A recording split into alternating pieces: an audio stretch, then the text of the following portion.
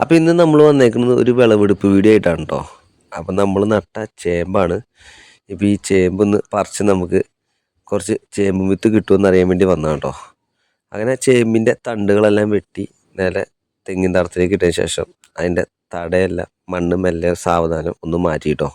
പിന്നെ നമുക്ക് ഈ ചേമ്പ് പറിക്കുമ്പോൾ നമുക്ക് കിട്ടുന്ന വലിയ പ്രതീക്ഷയൊന്നുമില്ല. കാരണം നമ്മൾ ചേമ്പ് നട്ട് നല്ല രീതിയിൽ തന്നെ വളർന്നു വന്നായിരുന്നു.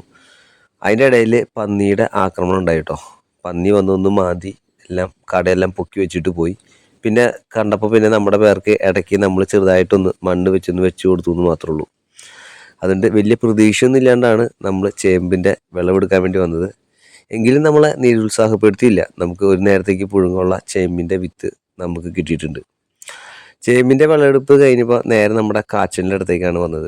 കാച്ചിൽ നേരെ നമ്മുടെ മാവിൻ്റെ കൊമ്പേ കൂടെ കയറി പടർന്ന് കയറി നിൽക്കുകയാണ്. ഇപ്പോൾ അതിൻ്റെ തണ്ടെല്ലാം പട്ട് പോയിട്ടുണ്ട്. മാത്രമല്ല നമ്മൾ കാച്ചിൽ നട്ടതിൻ്റെ അതിൻ്റെ കൂമ്പിൽ വിണ്ട് കീറിയിട്ടുണ്ട് കേട്ടോ. അപ്പോൾ കാച്ചിൽ വിളവെടുക്കാറായി.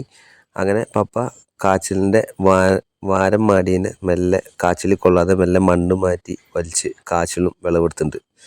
കാച്ചിൽ കുഴപ്പമില്ലാത്തൊരു വിളവ് നമുക്ക് ലഭിച്ചിട്ടുണ്ട് കേട്ടോ. ചേമ്പ് നമ്മളെ നിരുത്സാഹപ്പെടുത്തിയെങ്കിലും കാച്ചിൽ നമ്മളെ നിരുത്സാഹപ്പെടുത്തിയില്ല കേട്ടോ.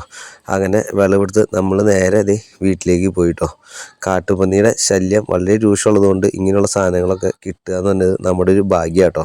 അപ്പോൾ അത് എത്രത്തോളം ചേമ്പ് വിത്തും കാച്ചിലും നമുക്ക് വിളവെടുത്ത് കിട്ടിയിട്ടുണ്ട്. അപ്പോൾ വീഡിയോ ഇഷ്ടപ്പെട്ട് കഴിഞ്ഞാൽ ഒന്ന് ലൈക്ക് ചെയ്ത് സപ്പോർട്ട് ചെയ്യണേ.